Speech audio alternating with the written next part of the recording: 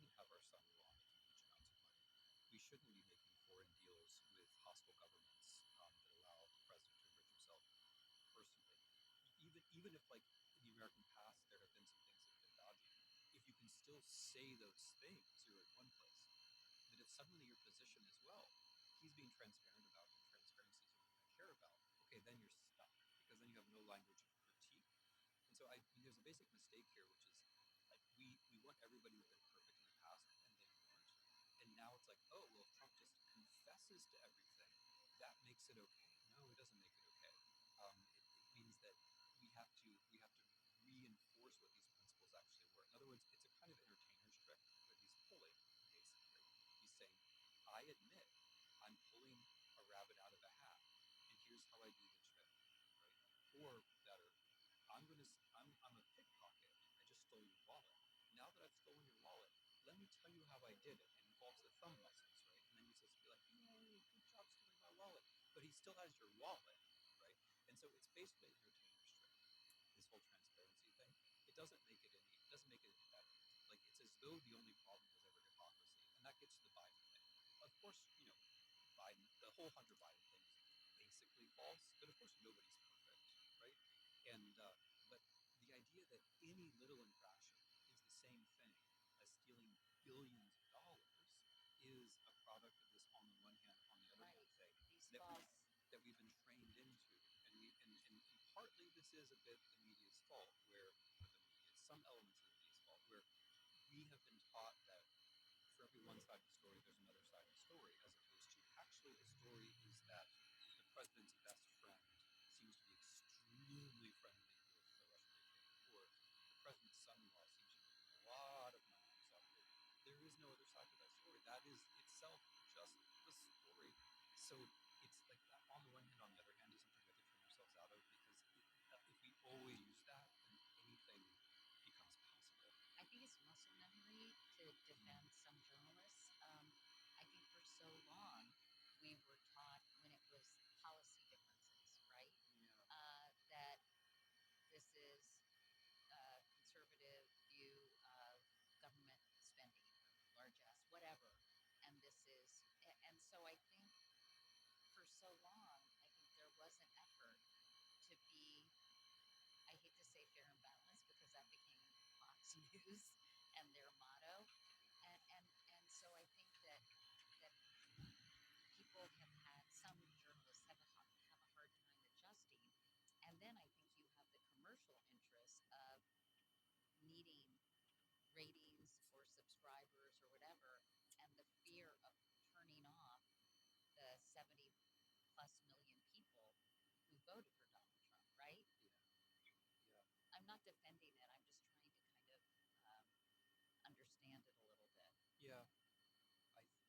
I think there is an underlying question about what the truth is here that goes deeper than that, because what you're describing is a method of getting at the truth, right? And it's not. It's a method that may feel fair and balanced, but it's a method which is incredibly easy to gain. And if someone goes way out on one side, then what happens is you end up pulling the other side halfway in that direction. So in this case, it's obviously, like, what's happened is unfair to Biden. I mean, he's not perfect. But the fact that Trump pulls the average all the way over on this side means that I believe he ended up being unfair to Biden because of our habit of wanting it to be sort of this way and this way, right? If you're comparing whatever, Muhammad Ali to a mouse, it's not going to end up being fair to the mouse, right? And so that's a terrible comparison. But you get the idea that, like, it's not different quantities, it's different qualities. And I think one has to focus on. But the moral question is, and I'm going to sound terribly old-fashioned conservative, do we actually believe there's a truth of the matter, or do we content ourselves with the method and saying, you think this and I think this, and implicitly, vaguely, the truth is in the middle, but it ain't. And honestly, it never has been. Not the truth. It may be true that I say this and true that you say this, but there is statistically 0% chance that the truth is between what you say and what I say. The truth is out there in the reporting. And when our journalists at the New York Times or any out there hunting for that truth. And I worry a little bit, and this is a problem that comes from the left and which the right then imported, when we give up on the idea that actually we're searching for the truth.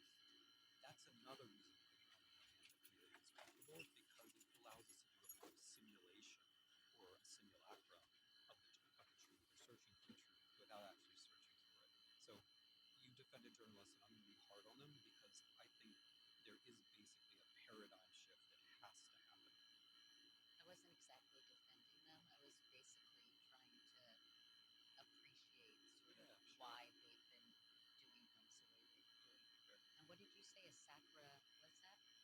A simulacrum. A simulacrum. I would like, with the record show, this is the first time the word simulacrum has been used on this podcast, and I appreciate it. Does it mean exactly an exercise, a simulation?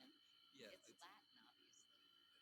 Simulacrum means something which its purpose is to appear to be something else. Yeah. All right. Whereas a simulation is something that you could run. You could run a simulation. So that you caught me choosing between two words that start with simu. Thank you, Professor. Yeah, so now you can edit this out. No, we're going to keep it in. All right, I wanted, just to wrap up the Orban stuff, because I have other things I do want to talk to you about. A lot of people are worried that Orban's not going to relinquish power. A lot of people wrote that to us. He lost, but will he leave?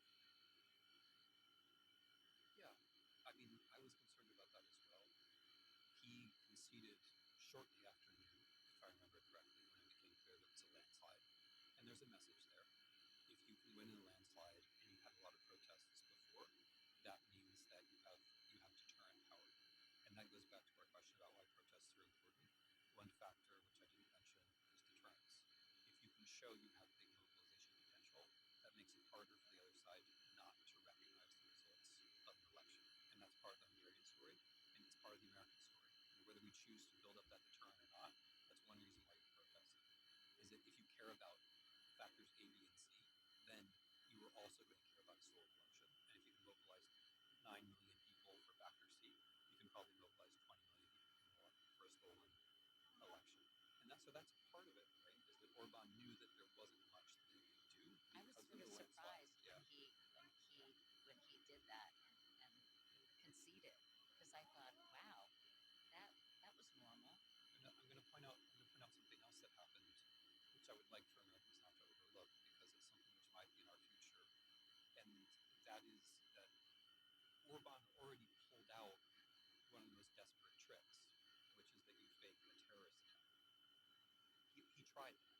He claimed that explosives had been found on a pipeline, and then with utter 100% predictability, and I predicted it, and many other people did, then a few hours later he said, well, it turns out it was the Ukrainians, because Orban was running this whole campaign on us and them, where the Ukrainians were the bad guys, and they were going to intervene in elections, and they were going to invade, it was terrible. And that didn't work at all. And this is important, it's important that it happened, and I note this for us in the next 6 months. Because I know that's one of the ways that, and we'll get into that later. But the Hungarians, Orban did try it, and the reason it didn't work was because Magyar and the opposition had said, we think it's pretty likely he's going to try a stunt like this, and when he does try it, let's notice it's a stunt and let's laugh at it. And then that's what they did, and it worked. And so the various things that he might have tried had already failed, right? And then another thing which is worth noting, and you hinted at this before, J.D. Vance went there. He went there and he told Hungarians that God wanted them to vote for Orban, which of course is incredibly, shameful. I think it's shameful being like that. It's shameful that we can tell other people what God wants them to do, but it was also wildly ineffective, and if anything, counterproductive. And so this, although we're talking about the national significance of the Hungarian election, this was a domestic Hungarian election, and if Orban involve Americans or Russians or both, and let's remember that when Vance was physically present in Budapest, so were Russian Secret Service specialists in picking elections. They were all there at the same time. If Orban was going to do something, it was going to be with the support of this right-wing international network, who proved to be wildly unpopular, right? Vance was not popular in other countries is to wildly overstate the case. Like Vance's face is used in operations to deter people from voting in other countries. Um, but and then one of the calls in Orban rallies, when people were heckling him, was Russians go home. So I think another thing that he noticed was that international backing wasn't going to work. So these are ways that he was backed into So interesting. I know that you talk about this network, this center of that you describe Hungary as the center of a far right international network that Orban built up in the last decade. I'm curious, who are the countries? Who's a part of this network? I love this question because we're America, and so we think we're everything, and if we're not everything, or at least at the center of everything. But when it comes to the international far right, that's just not true. MAGA